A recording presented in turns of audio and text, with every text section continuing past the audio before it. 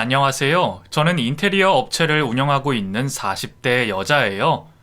요즘 경기가 안 좋아지면서 회사 운영하는 게 많이 힘들어졌어요. 일을 하다 보면 경기가 등락하는 게 자연스러운 일이긴 하지만 올해는 유난히도 힘이 드는 것 같아요. 정신없이 바쁘면 잡생각도 안 날 텐데 그렇지 않아서 그런지 안 좋았던 옛날 일도 생각이 나고 심경이 많이 복잡합니다. 오늘은 너무 답답해서 하소연할 곳이 필요해 이곳을 찾았어요. 넋두리 같은 제 하소연 들어주세요.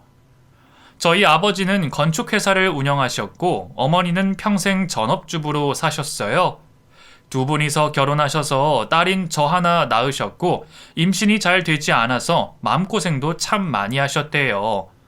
아버지는 일을 하실 때 참 강직하고 떳떳하게 일을 하셔서 주위에 사람들도 많고 평판도 좋으셨대요. 그래서 엄마도 아버지를 자랑스럽게 생각하셨다고 했어요. 할아버지께 물려받은 재산으로 건축회사를 차리셨고 운영하셨는데 빚 없이 사업을 시작하셔서 그런지 일이 참 잘 되셨대요. 친가에 대대로 물려오는 재산이 있었기에 가능한 일이었죠. 덕분에 엄마도 평생 전업주부로 아버지와 저를 챙기며 지내셨고 저 또한 물질적으로 정신적으로 풍족하게 자랄 수가 있었어요. 사업을 하는 아버지 덕분에 제 주위의 사람들도 모두 사업을 하거나 의사, 교수 집안의 자녀들이 있었고 지금처럼 연말이면 그 친구들과 파티도 하고 모임도 하면서 관계를 더 돈독하게 다져갔어요. 다들 사회적으로 명성이 있는 집안들이라 어릴 때부터 친목을 다져서 성인이 되면 서로서로 도와가며 자기가 하는 일에 도움도 받고 그럴 목적으로 관계를 이어나가는 거죠. 저는 어릴 때부터 악기에 관심이 많았어요. 학교를 다니기 전부터 피아노 과외를 집에서 받고 있었고 음악 콩쿠르에 나가서 수상을 한 적도 있었고요. 친구들도 미술이나 승마, 골프 등등 자기가 잘하는 한 가지씩은 다들 있었는데 하다가 그만두고 또 다른 걸 찾기도 하고 그랬죠. 저 역시 이것저것 많이 해봤는데 어느 날 우연히 바이올린을 접하게 됐다가 그 매력에 쏙 빠지고 말았어요. 그래서 피아노를 그만두고 바이올린에 전념을 하게 됐고 그걸로 고등학교, 대학까지 진학을 하게 됐어요. 형제 자매 없이 외동딸로 자라다 보니 아무래도 외로움을 많이 느꼈죠. 친구들이 있다고는 하나 다들 저와 비교 대상일 뿐 마음을 나누는 친구는 없었고 경쟁 상대로만 여겨져 친하게 지내지를 못했거든요. 엄마가 집에 계셨지만 엄마 역시 바쁜 사람이라 저와 시간을 많이 보내시진 못했어요. 친목회, 봉사활동 그런 것들을 많이 하셨거든요. 집에 있는 시간에 주로 바이올린 연주를 했기 때문에 바이올린은 저에게 동생 친구 같은 그런 존재였어요. 저도 참 이상하게 어린 시절 피아노가 제 인생의 전부였거든요. 그러다 어느 순간 바이올린이 그 자리를 차지하게 됐고 집착도 하게 되면서 침대에 바이올린과 같이 잘 때도 있었어요. 마치 애착 인형 같은 그런 존재였죠. 그렇게 소중하게 생각했던 바이올린이 지금은 하나도 없지만 말이에요. 유학 생활은 고등학생 때부터 시작했어요. 한국보단 외국 대학들이 커리큘럼이나 이런 것들이 더 잘 돼 있다고 느꼈거든요. 그래서 엄마한테 그런 생각을 말씀드렸더니 기꺼이 유학을 보내주셨어요. 어쩌다 보니 엄마 없이 저 혼자 가게 됐는데 저도 처음에는 정말 많이 무서웠거든요. 하지만 제대로 배워보고 싶다는 생각이 강했고 그래서 그 나이에 홀로 서기에 도전도 할 수 있었던 것 같아요. 그때 유학을 가면서 아버지가 참 많이 걱정하셨어요. 수업 끝나면 집으로 곧장 가야 해. 낯선 곳에서 친구들이랑 어울린다고 막 따라가고 그러지 말고. 걱정 마세요, 아빠. 네 엄마가 같이 가면 내가 마음이 놓일 텐데. 엄마가 일을 안 하시지만 바쁘시잖아요. 제가 조심히 다닐게요. 그래. 엄마 아빠한테 자주 연락하고. 알았지? 네. 딸 자식 홀로 미국까지 유학을 보내며 부모님은 걱정이 많으셨지만 한편으론 저를 믿어주셨어요. 제가 허튼 짓 안 하고 공부에 매진할 거라고 믿어주신 거죠. 한국에서도 사고 한번 안 치고 지냈으니 그런 저를 믿어주신 것도 같고요. 그렇게 미국으로 건너가 바이올린 전공을 하게 됐고 대학 생활까지 마무리하고 한국으로 돌아왔어요. 미국에서 8년에 가까운 생활을 하다가 한국에 돌아왔는데 집에 오니까 역시 한국이 좋다는 생각을 했어요. 아무리 오래 살아도 외국은 외국이죠. 부모님도 안 계시고 친구들도 없고 그런 환경에 오로지 바이올린만 생각하며 참고 버텼거든요.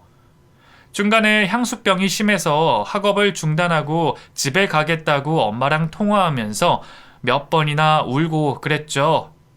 그랬던 제가 성인이 돼 학업을 마치고 집에 돌아왔으니 두 분이 저를 얼마나 대견하게 생각하셨겠어요. 집에 온 저를 보고 아버지도 눈물을 글썽이셨으니 한국에서 마음을 많이 졸이셨구나 짐작을 했죠. 국내에 돌아온 저는 음악가로 활동하기 위해 준비를 했어요. 그동안 갈고 닦은 바이올린 실력을 한국에 알리기 위해 교수님들도 찾아뵙고 음악회에 참가도 하고요. 제 나름 입지를 다지기 위해 준비하고 있을 때 집안의 분위기가 심상치 않다는 것을 느끼게 됐어요. 아버지 표정이 뭔가 초조해 보이고 늘 단정하고 깨끗했던 옷차림도 달라졌고요. 며칠을 옷을 갈아입지도 못하셨는지 다 구겨진 와이셔츠를 입고 얼굴엔 면도도 하지 못한 수염이 덥수룩하게 나 있었어요. 절대로 그렇게 다니실 분이 아닌데 말이에요. 엄마도 그 좋아하시는 모임에 나가지 않고 집에서 초조하게 서성이시는 시간이 많아졌어요. 감히 둔한 제가 봐도 무슨 문제가 있는 듯한데 두 분 다 저에게는 알려주시지 않으신 채 안절부절 못하는 모습만 보이셨죠. 엄마, 무슨 일 있어? 요즘 엄마 아빠 두 분 다 좀 이상해. 이상하다고? 뭐가? 그런 거 없어. 없긴. 엄마 얼굴 어떤지 알아? 무슨 귀신이라도 본 사람 마냥 창백해. 그랬구나. 화장을 안 해서 그래. 아무 일 없어. 궁금한 마음에 물어봐도 저에게 알려주지 않으셨어요. 아버지 사업 때문에 그러신다는 추측만 될 뿐 무슨 일인지 영문도 모른 채 저도 숨죽이며 지내게 됐죠. 게다가 그때는 저도 연주회 준비 때문에 정신이 없을 때라서 나중에 해결이 되면 말씀해 주시겠지 하며 신경을 꺼버렸어요. 그날은 연주회 연습이 있어서 연습실에 갔다가 연습이 끝나고 집에 가는 길이었죠. 엄마한테 전화를 걸었는데 통화 중이라 전화를 끊고 친구랑 출출해서 간식을 먹으러 가는 길이었죠. 연주회 준비로 신나게 둘이서 얘기를 나누고 있는데 엄마한테서 전화가 왔어요. 엄마, 아까 누구랑 그렇게 통화한 거야? 은혜야, 아버지가 쓰러지셨어. 뭐? 그게 무슨 소리야? 네 아버지 어쩌면 좋니? 어서 병원으로 와라, 응? 알겠어, 엄마. 아버지가 쓰러지셨다는 엄마의 전화에 저는 너무 놀랐어요. 그래서 정신없이 병원으로 달려갔는데 응급실에서 엄마가 울고 계셨어요. 엄마, 아버지는? 은혜야. 뭐야, 왜 울기만 해? 아빠 어디 계신데? 우리 이제 어쩌면 좋니? 엄마는 저를 붙잡고 울기만 하셨어요. 아버지가 어디 있냐는 말에 대답도 못하시는 엄마. 불길한 예감이 들었죠. 설마 아닐 거야. 그럴 리 없어. 제발 내가 생각하는 그 일이 아니기를 빌었죠. 그 일만은 아니기를 빌었는데 결국 아버지가 돌아가셨다는 말을 듣게 됐어요. 믿을 수가 없었죠. 그날 아침에도 아버지랑 인사를 하고 집에서 보자고 얘기를 나눴는데 더 이상 아빠랑 얘기조차 할 수가 없다니 믿어지지가 않았어요. 저도 엄마도 갑작스럽게 일어난 일에 정신을 차릴 수 없었고 아버지의 장례식이 치러지는 순간에도 받아들일 수가 없었어요. 그런데 더 기가 막힌 일이 벌어졌어요. 아버지의 장례식장에 사람들이 몰려온 거죠. 김정식 죽은 거 진짜 맞아? 이것도 쇼하는 거지? 김정식 어딨어? 내가 직접 시체 확인해야 해. 내 돈 떼먹으려고 이러는 거면 나 진짜 가만 안 있어. 왜 이러세요? 지금 우리 아버지 돌아가신 거 안 보이세요? 니들이 쇼하는 건지 내가 어떻게 알아? 내 돈 떼먹으려고 그러는 거 맞지? 여보세요, 이러지 마세요.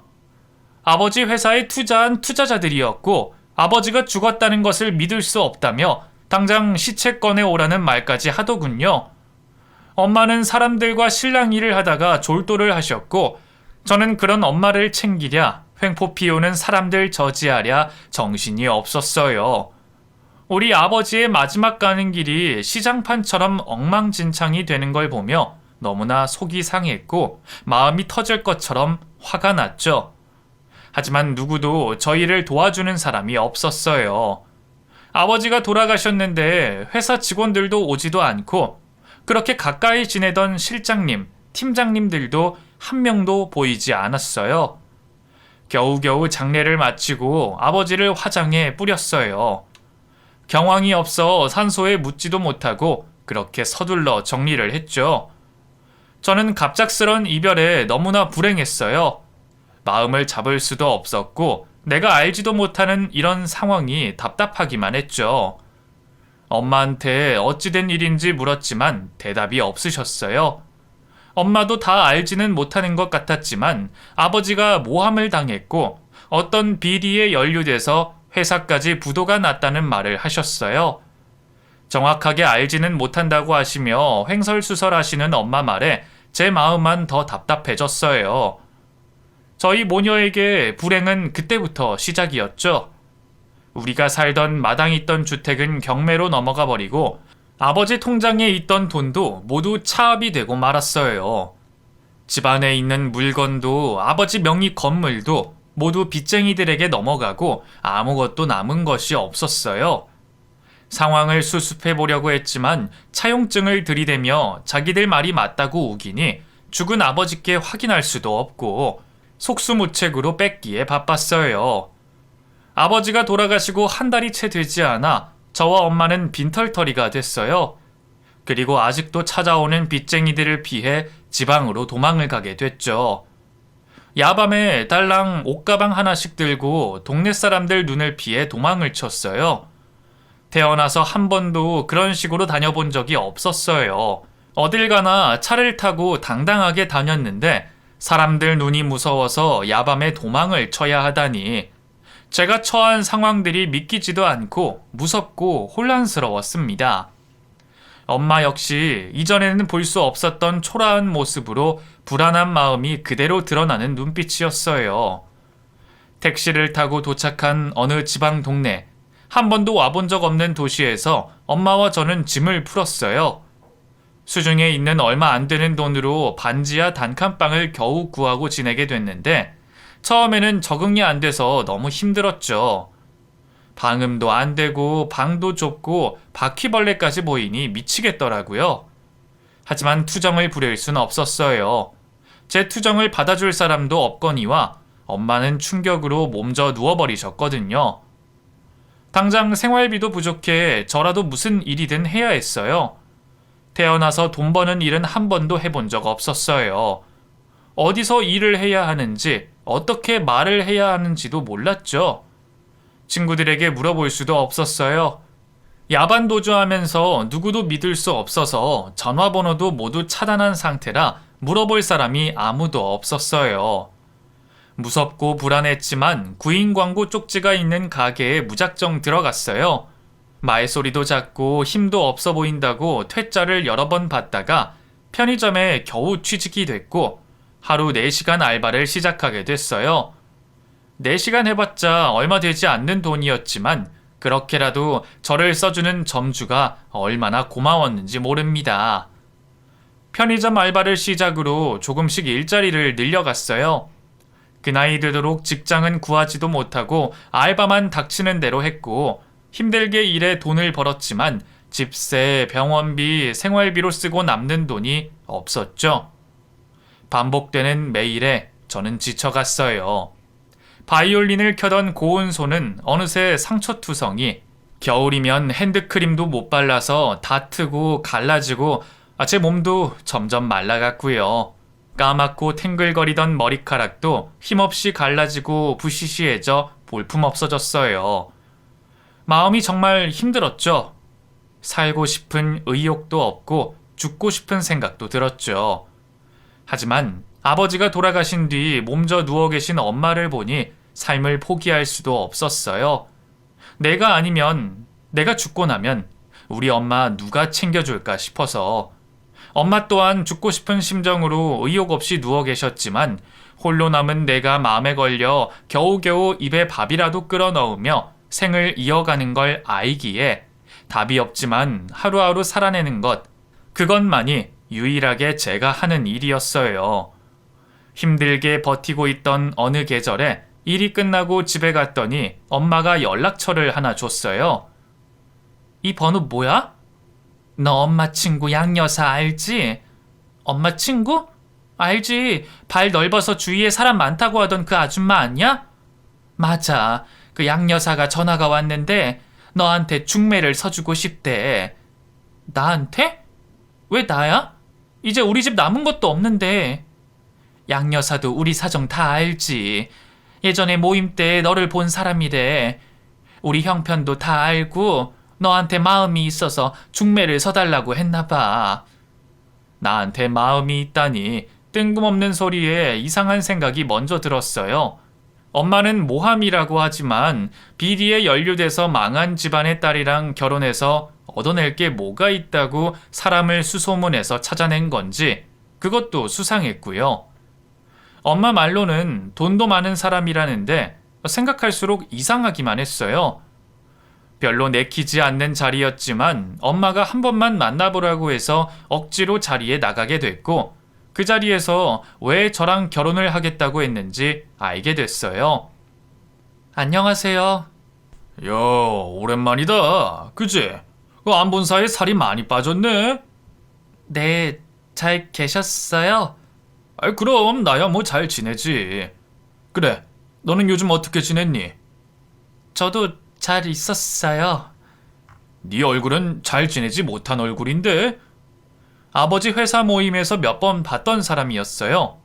저보다 나이는 20살이나 많은 아저씨. 재산이 꽤 많다는 소리를 들었지만 얼굴에 심술이 덕지덕지 붙은 그런 사람이었어요. 같은 사업을 하는 사람이었지만 우리 아버지한테서 느껴지는 신사적인 매너나 강직한 당당함 같은 건 찾아볼 수 없는 그런 사람. 비리는 우리 아버지가 아니라 오히려 이 사람에게 어울리는 단어라는 생각이 드는 그런 사람이었어요. 아빠가 살아계실 때도 저에게 추파를 던지던 인간이었는데 아버지가 돌아가신 뒤에 만나지도 못했는데 저에게 여전히 관심을 갖고 있었다는 게 왠지 소름이 돋았죠. 나를 보며 능글능글 쳐다보는 것도 싫었고 같이 그 장소에 있는 것도 끔찍하게 싫었죠. 하지만 내 발로 나왔으니 마무리는 하고 일어서야 했어요. 내가 너를 왜 보자고 했는지 알지? 네. 우리가 나이 차가 좀 나지만 오히려 나는 그런 게 더 좋은 것 같다. 예전부터 너한테 관심이 있었거든. 나는 너한테 바라는 거 없어. 우리 어머니는 좋은 집안의 여자랑 결혼하길 바라시지만 나는 돈 같은 거 이제 별로 욕심 나지도 않아. 그래서 너랑 결혼하고 싶은 거고 나하고 결혼해주면 네가 원하는 거 다 들어주마. 진심이세요? 당연하지. 내가 이 나이 먹어서 빈말할까봐?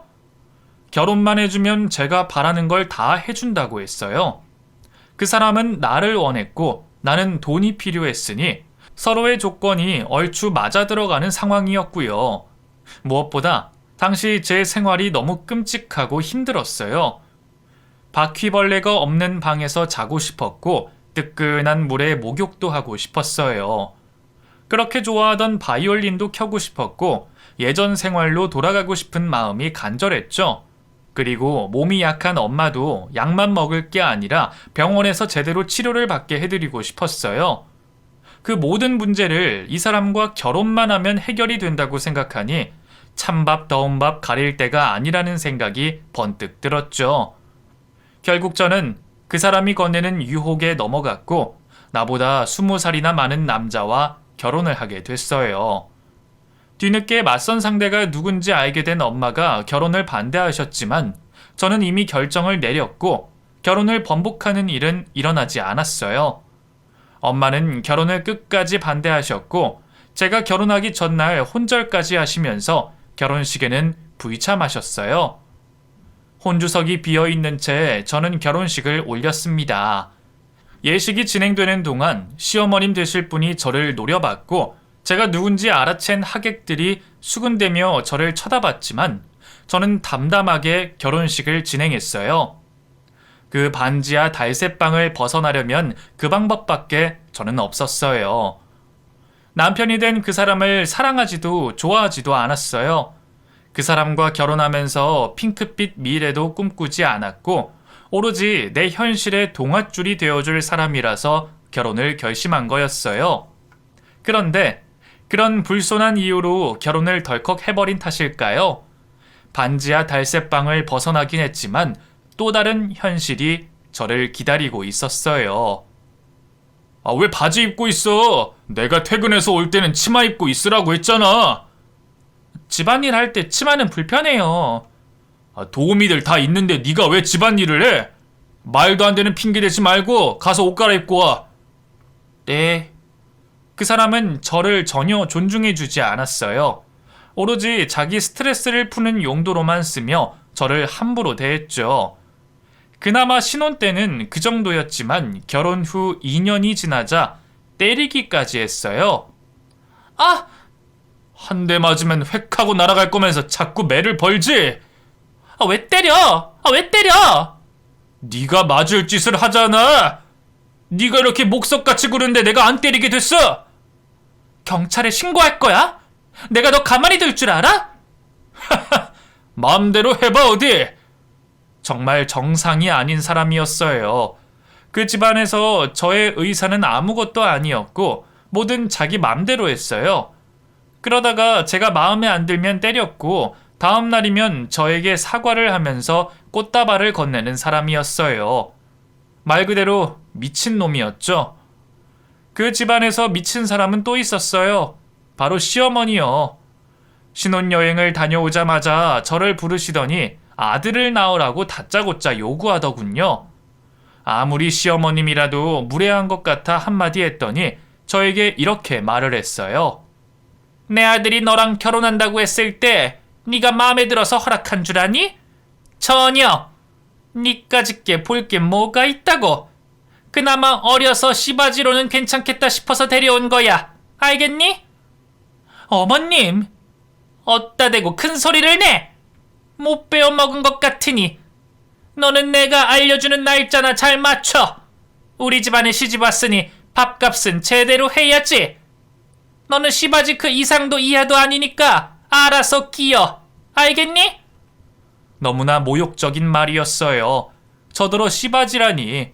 제법 명망 높은 집안이라고 들었는데 속을 들여다보니 어미나 자식이나 하는 짓과 말이 무식해도 너무나 무식했죠. 결혼식을 올리자마자 그 둘의 본 모습을 알게 된 저는 가만히 당하면 안 되겠다는 생각이 들었어요. 임신 같은 건 절대로 하면 안 되겠다는 생각에 피임약을 매일매일 챙겨 먹었고요. 그렇게 3년을 버티면서 구박과 구타는 더욱 심해졌어요. 저에게 자기 말에 납작 엎드리는 모습을 요구했던 그 사람도 제가 뜻대로 안 되자 때리기 시작하더니 어느 순간부터는 집에서 저는 없는 사람 취급을 하더군요. 결혼하기 전에는 그렇게 저에게 안달나 하더니 결혼 후에는 집에서 키우는 개보다도 더 못한 사람 취급을 했어요. 밖에서 이 여자 저 여자 만나고 돌아다니고 저에게 미안해하는 기색도 없었죠. 사는 게 아니었어요.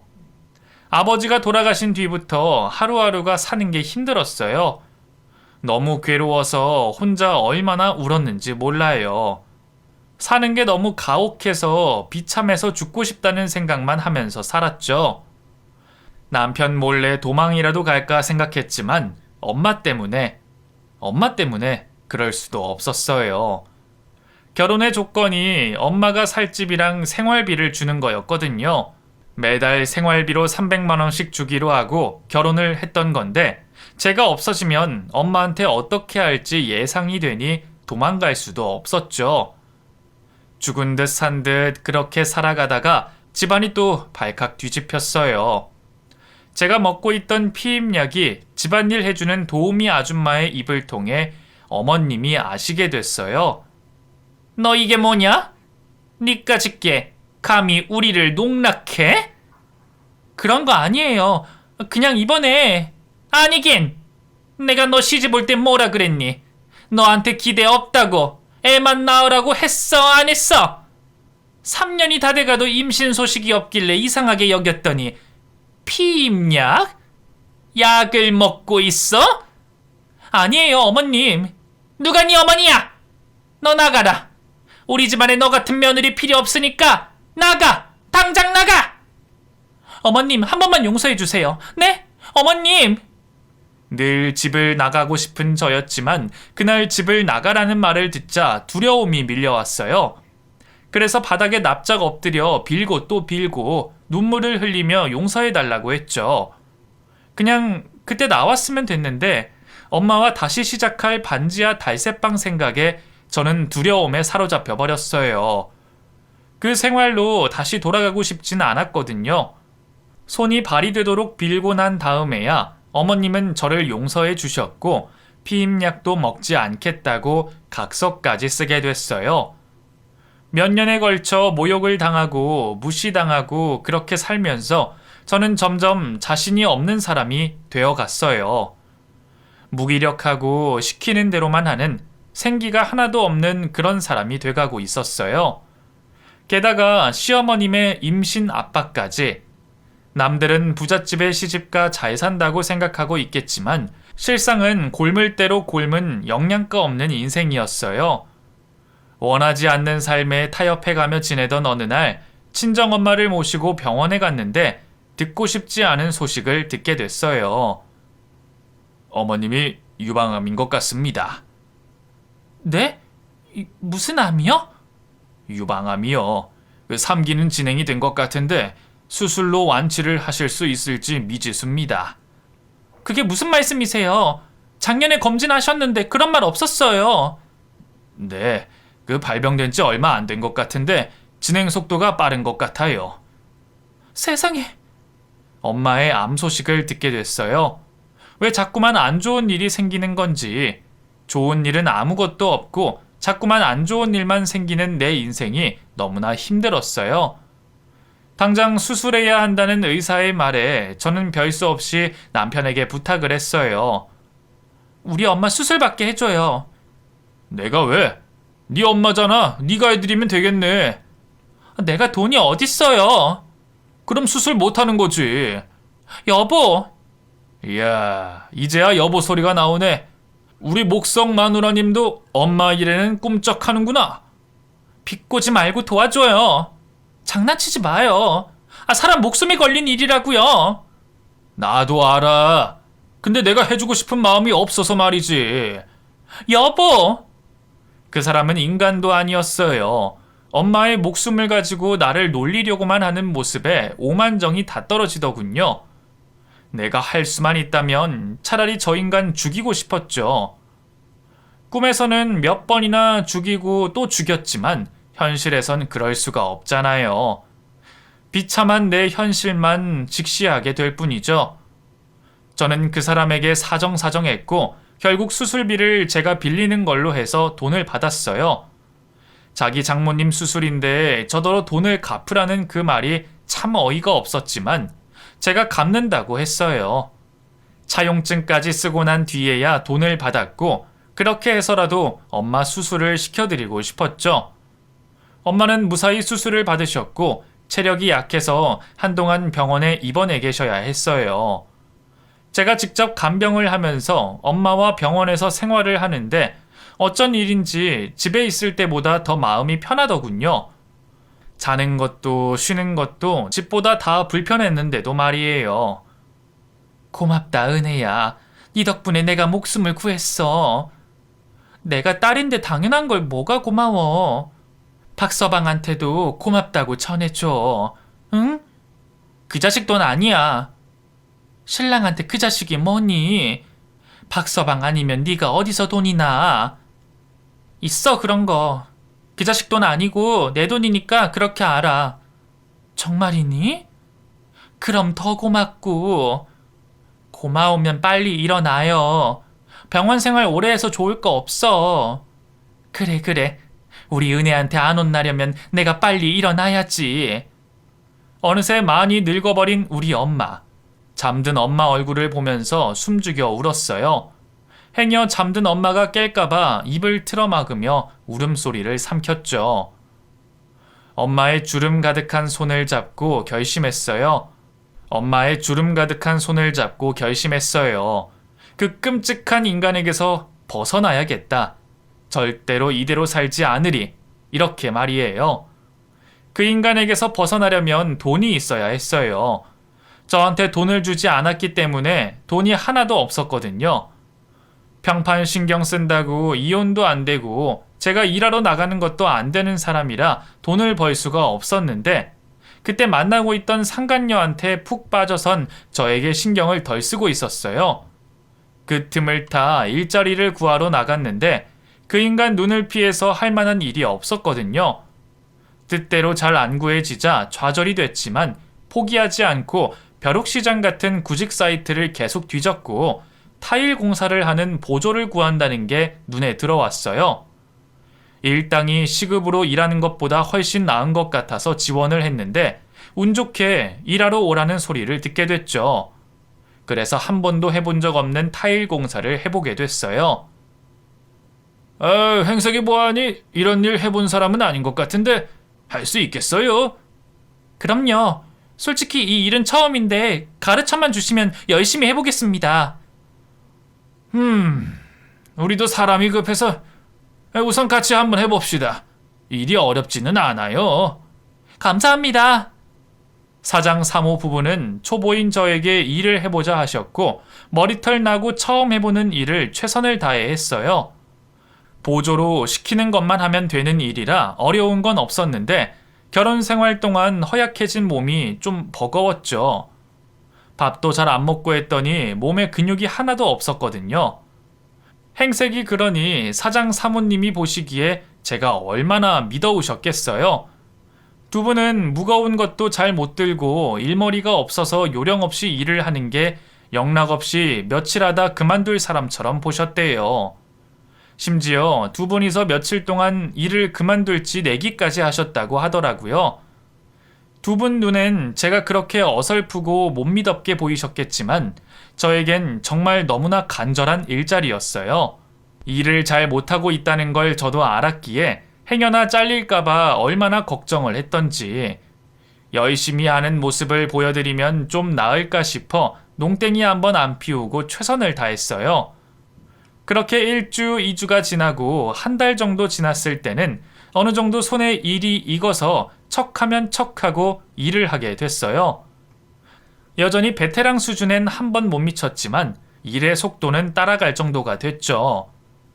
우리는 은혜씨 금방 그만둘 줄 알았어. 그러니까요. 그렇게 고운 손으로 타일을 붙이겠다고 하니까 뭐 부잣집 사모님 할 것 같은 모습을 해서는. 제가 보기랑 좀 다르죠. 일 가르치실 때 답답하셨을 텐데 저 안 자르고 일 시켜주셔서 고맙습니다. 우리는 직원들 따로 안 봐. 일할 마음이 있나 없나 그것만 봐. 그런 걸로는 은혜씨 합격이지. 저 이 일 오래 하고 싶어요. 잘 가르쳐 주세요. 그래 알겠어. 사장 사모님은 저에게 참 친절하게 대해주셨어요. 일을 잘 못하는 직원인데도 짜증 한 번을 안 내셨고 다정하게 일하는 방법을 가르쳐 주셨고요. 아침밥을 안 먹고 출근하는 저에게 속 버린다며 주먹밥을 준비해 오셔서 주시고 엄마가 몸이 안 좋다시니 같이 걱정을 해주셨죠. 두 분은 자식이 없으셨는데 어릴 때 병에 걸려서 죽었다고 하시더군요. 죽은 딸이 살아있다면 저랑 비슷한 나이일 거라며 제가 딸 같다는 말씀도 해주셨어요. 다정하고 따뜻한 두 분을 보며 내 부모님이 이런 분들이었다면 어땠을까 그런 생각을 하게 됐죠. 내가 이분들의 딸이라면 바이올린으로 유학을 가진 못했을지도 모르지만 이렇게 외롭고 비참하게 살고 있진 않았겠지 하는 생각에 괜히 서글퍼지기도 했어요. 두 분도 저랑 같은 마음이신지 저더러 딸하면 좋겠다는 말씀을 수시로 하셨고요. 함께 타일 공사를 하면서 정말 많이 가까워졌어요. 몸이 힘든 일이었지만 매일매일 아침 출근길이 기다려질 만큼 저에게 행복한 일이었고요. 집에만 있을 때보다 훨씬 표정도 밝아지고 건강도 좋아지고 일하며 돈도 생기니 저에겐 더할 나위 없이 좋은 직장이었어요. 엄마 병원비요. 요즘 맨날 밖에 나간다더니 일이라도 하나 봐? 취직했어요. 당신 체면 깎이는 일은 아니니까 걱정하지 말아요. 그래, 뭐 그래주면 나야 좋지. 근데 돈 이래줘서 언제 빚 다 갚을래? 내가 번 거 다 준 거예요. 기다려요. 꼭 다 갚을 테니까. 지난밤에도 상간녀랑 같이 있었는지 여자 향수를 들이붓고 나타난 남편을 출근길에 마주쳤어요. 이럴 거면 이혼을 하지 왜 이렇게 사는 건지. 나한테 재산 분할 해주기 싫어서 이혼을 안 하는 걸 알기에 얼른 돈을 많이 벌고 싶었어요. 저 인간이랑 헤어지는 게 저에게 있어서 소원이었어요. 아침부터 남편 얼굴을 봐서 기분이 아주 안 좋았지만 일터에 출근을 해서는 곧 털어내고 일에 집중했어요. 공사 일정이 짧아서 일에 속도를 내야 했기에 곧 집중해서 공사를 했죠.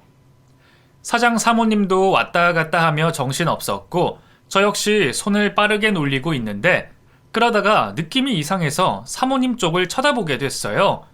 사모님은 바닥에 뭔가를 적으며 쪼그려 앉아 거래처와 통화를 하고 계셨는데 뒤에 높이 쌓아둔 타일이 기우뚱하고 있었어요. 곧 사모님 쪽으로 넘어질 것 같은 모습에 저도 모르게 몸을 날렸죠. 사모님! 아! 여보, 은혜야! 와장창창. 타일 더미는 사모님을 향해 쏟아졌고 저는 몸을 날리며 사모님을 감쌌어요. 제 몸 뒤로 충격이 느껴지면서 저는 정신을 잃고 말았죠. 온몸에 통증이 느껴지면서 슬며시 눈을 떴어요. 분명 타일 공사장이었는데 내 눈에 들어온 건 하얀색 천장이었고 눈을 굴려 주위를 살펴보니 병원인 것 같았죠. 은혜야, 정신이 드니?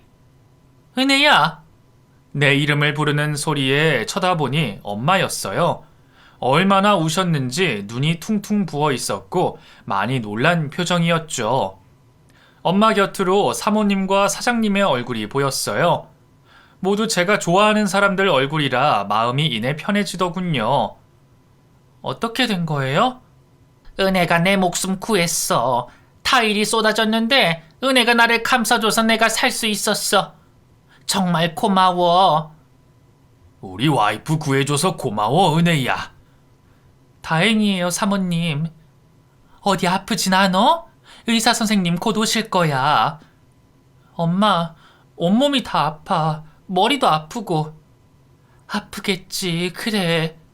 으이그 불쌍한 내 새끼. 네가 내 병원비 때문에 이런 일 하는 줄도 꿈에도 몰랐다. 어미가 돼가지고 자식 등에 빨대 꼽고 살았어, 내가. 엄마, 그런 말이 어딨어. 그렇게 말하지 마. 은혜 어머니, 은혜 쉬도록 우리 밖에 나가요. 네? 은혜야, 엄마 밖에 있을게. 필요한 거 있으면 불러. 알았지? 응. 엄마가 자신의 수술비를 갚으려고 타일 공사장에 일을 한 걸 알게 돼 충격을 받으신 듯 했어요. 그도 그럴 것이 부잣집에 시집가서 잘 살고 있는 줄 아셨으니 놀라실 만도 하시죠. 그 집에서 온갖 수모를 다 겪었지만 엄마한테는 한 번도 말하지 않았거든요. 내가 선택한 일이었고 내가 감당해야 하는 일이라고 생각을 했으니까요. 의사 선생님이 곧 들어와 여기저기 살펴봤어요. 타일 때문에 온몸에 타박상과 철과상이 생겼고 머리도 부딪혀 이마가 살짝 찢어진 상태였어요. 신기하게도 골절이나 출혈이 없어서 빨리 나을 거라고 사고에 비해 상처가 경미하다며 천만다행이라고 했어요. 제가 다쳤다는 말을 집에도 알렸다는데 병원에 들여다보지도 않는 남편이었죠. 시어머님도 전화 한 통이 없었고요. 그 두 사람이 하는 짓을 보며 엄마도 눈치를 채셨어요. 그 집안에서 제가 어떻게 지내고 있는지 대충요. 엄마는 화가 나서 미칠 것 같다며 분노하셨고, 그런 엄마를 보며 제가 당한 일을 얘기하진 않았어요.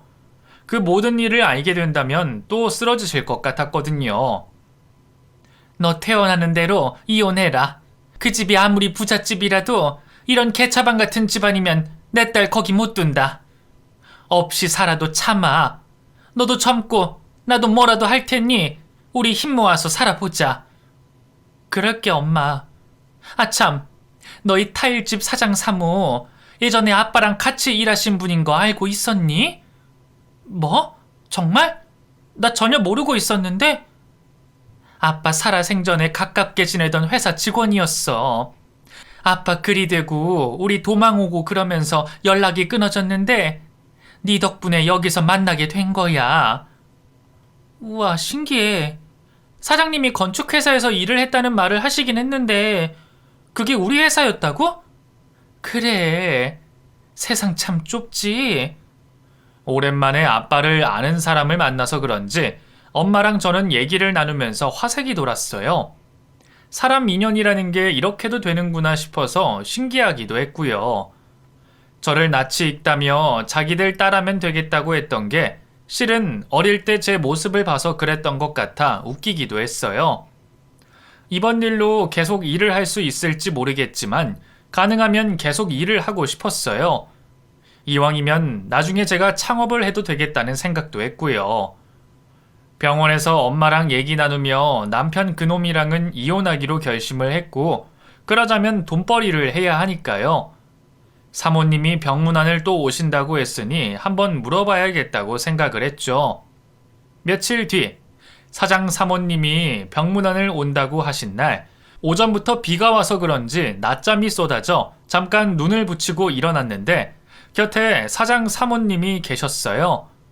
반가운 마음에 인사를 얼른 했는데 사장님이 제가 누운 침대 위에 가방 하나를 올리셨어요. 사장님, 이게 뭐예요? 이거 은혜 니 거다.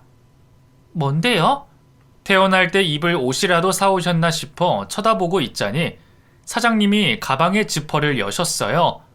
그 안을 들여다보고는 제 눈알이 튀어나올 듯 커졌죠. 이게 뭐예요? 10억이야. 네? 그게 무슨... 은혜 네 아버지가 돌아가시기 전에 나한테 맡기신 돈이야. 그 사장님이 준비하셨던 비상금인데 갑자기 돌아가시고 경황이 없었어. 그 회사가 어느 정도 정리되고 사모님께 드리려고 갔는데 이미 두 사람이 집을 떠난 뒤더라. 이 돈이 다 아빠가 남긴 돈이라고요? 그래. 우리 부부가 그동안 맡아두고 있었는데 이제 주인이 나타났으니 돌려줘야지. 사장님, 너랑 사모님 돈이야. 부담 가지지 말고 가져도 돼. 믿을 수가 없었어요. 아빠가 남긴 돈이라니. 엄마랑 저는 서로 부둥켜 안고 눈물을 흘렸어요. 갑자기 돌아가시면서 얼마나 아빠를 원망했는지 몰라요. 차라리 다른 부모 밑에 태어났으면 좋겠다고 생각할 만큼 자식으로서 하면 안 되는 생각도 했는데 아빠는 돌아가시면서도 저와 엄마를 걱정하셨던 거예요. 엄마와 저는 두 분께 감사하다고 인사를 했어요. 엄마는 목 놓아 울면서 두 사람의 손을 잡고 고개 숙여 인사를 했고요. 저도 몸만 아프지 않았다면 엎드려 절이라도 하고 싶은 심정이었죠. 이 돈으로 두 사람 이제 고생하지 말고 편하게 살아요. 그동안 너무 힘들었잖아. 고맙습니다, 사모님. 10억이 생겼으니 엄마랑 앞으로 살 걱정은 하지 않아도 됐어요. 믿을 구석이 생기니 저도 그 인간에게 당당하게 말할 수가 있겠더라고요. 저는 병원에서 퇴원하자마자 그 인간에게 이혼하자고 했어요. 마침 상간녀를 옆에 끼고 있어서 대답을 받기가 수월하더군요. 알고 보니 상간녀가 임신을 했더라고요. 시모가 그렇게도 바라던 손주를 상간녀가 만들어줬으니 이혼하기가 더욱 쉬워졌어요. 저는 이혼 소송을 걸었죠. 귀책 사유가 분명하니 위자료의 재산 분할까지 당당하게 요구했고요.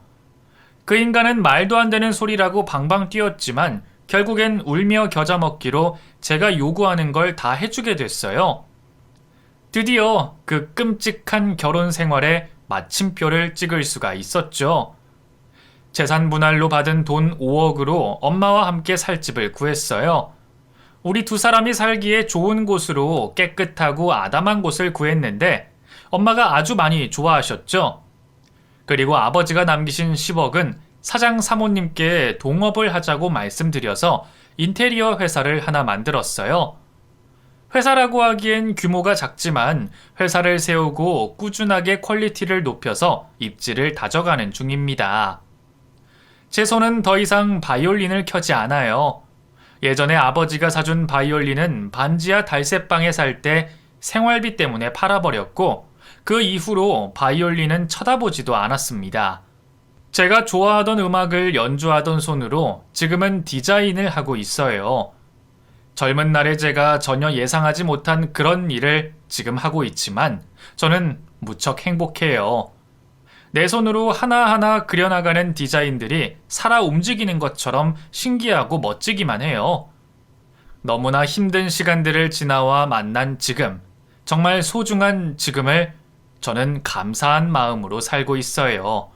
다만 경기가 어려워져서 걱정은 늘었습니다. 제 이야기는 여기까지예요. 긴 이야기 들어주셔서 고맙고 추운 날 가족들과 좋은 시간 보내시길 바래요. 감사합니다.